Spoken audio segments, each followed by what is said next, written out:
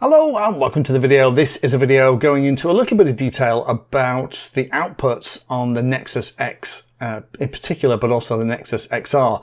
Now, I've done a little series on this, again, link down below, and one of the things that seems to be confusing quite a lot of people is how you can get more than 3 servos configured in the output.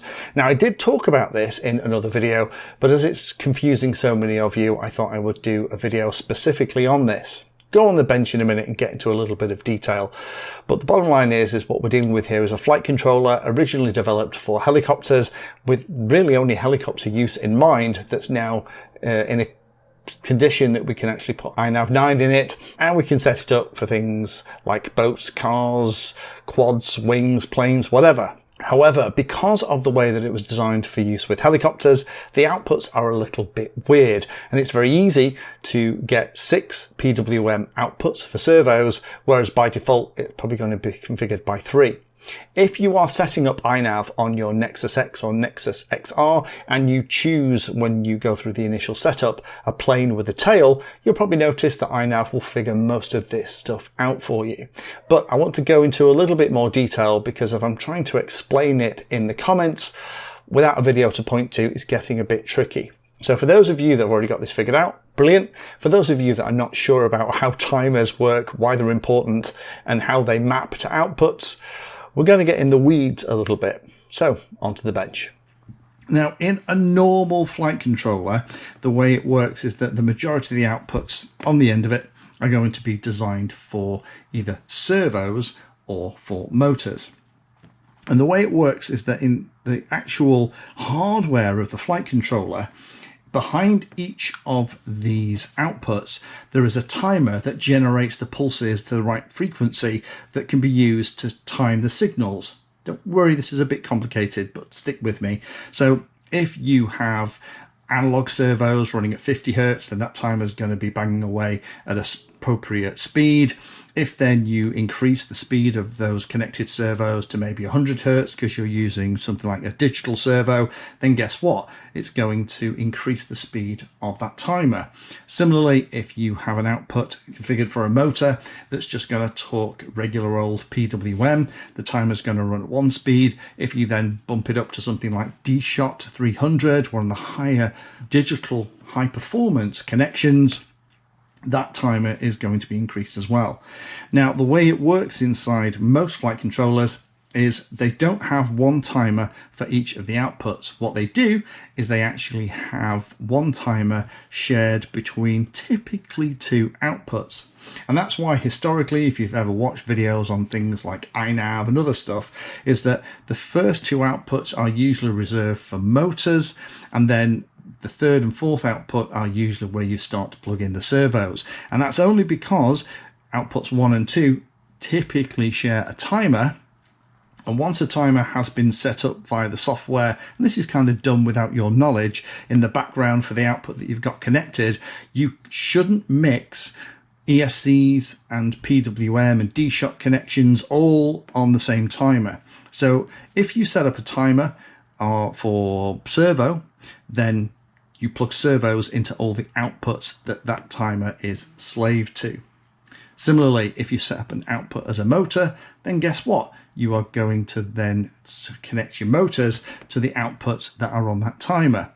You can have multiple timers doing servos, you can have multiple timers doing motors. It's all usually taken care of inside the flight controller, but this is where it gets a little bit complicated with the Nexus, because here we are connected, and if I just go into the mixer, what you can see here is that, and I love this about INAV, it's actually showing us exactly how the timers are configured. And we can see here that by default, timer doesn't matter the numbers, this is just how it's kind of assigned and how the circuitry is done. But timer 3 is running servos 1, 2 and 3, and those are S1, S2 and S3 on the Nexus. Those are the ones that are typically, when it's installed in the helicopter, going to be running the swash. Then we have another one that's here, which is where the motor's connected to. That timer is set for motors, and that's where we're going to plug the ESC into. That's why I did it in the build that I did with a little wing. And then we have two additional timers. We have one called timer 2 and timer 4. Timer 2 actually runs the outputs S4, S6 and S7, and actually on the Nexus that correlates to the tail, RPN and TLM outputs. And the last two, which is run by timer 4, is actually connecting to the auxiliary and the S-bus outputs. So here what I've done is I've actually, we can just tell INAV that which is which. So let's just kind of force it. You can decide it. If you leave it on auto, INAV will figure it out, but I have seen issues in the past where you have to kind of force it. So let's save and reboot. So now INAV knows that all of the outputs, with the exception of the last two ones, are going to be used for servos. Now the wrinkle with this, of course, and I've mentioned this in other videos, is that auxiliary and S-bus, that normally run by S8, although they could be available for outputs, if you turn on a UART1, then that is going to take away these two last outputs here, and that's going to mean that you can only plug servos into S1, S2, S3, into the tail, RPM and TLM, which is these other ones as well. Hopefully that makes sense. So for a more complicated plane, I would just set it up like this. That's going to give me 6 servos that I can plug in using all of those different connections. And I've actually told INAV that that's the case. So now we can actually add extra things into these additional outputs. So you can decide which servo you want. You can change the number. I've set up output 6, which is the TLM. So that's servo outputs 1, 2, 3, 4, 5, 6. A little bit complicated because we've got the motor in the middle, but you can always just play with this on the bench before you start plugging everything in. And I've set S7, which is the TLM pin, which is where I've got the servo connected into, just to be connected to channel 6. Channel 6 is just the one I'm using for good old modes. That's typically what I'm using it for. The other thing you'll have noticed on the bench is that I have the rails powered by a little 5-volt 3-amp BEC. There needs to be some kind of power coming in here to power the servos. Normally that would come in via the ESC connection, because the battery eliminator circuit inside the ESC would actually power the common rails for ground and 5 volts and power everything. If I now flick the switch on the radio for channel 6, we can see that that is working. If I want to move that, then I can change that to maybe I want that in channel 5 instead. Let's click save and reboot. I wouldn't recommend doing this while things are powered, but for the purposes of this video I will. I'm going to plug it into the RPM channel now, which is going to be that channel. And now when I flick the switch, it's going to work on that one.